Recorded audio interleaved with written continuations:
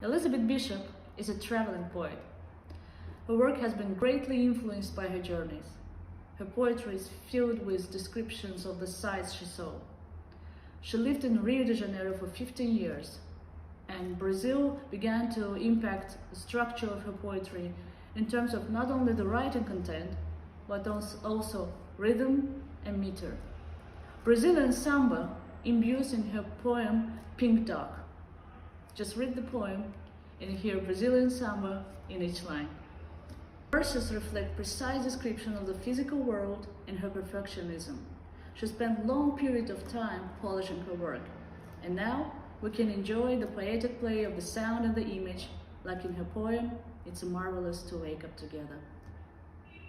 But traveling can also mean that we need to learn to lose things, change places, and replace familiar faces. In Bishop's underlying theme is a struggle to find a sense of belonging and a human experience of grief and longing. In her famous poem, One Art, she meditates on art of losing. In a form of villanelle, it is a traditional repetitive poem in 19 lines.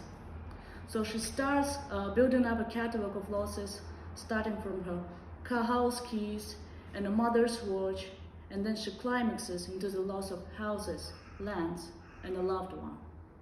Now the question is, will Elizabeth Bishop write a poetry without her losses?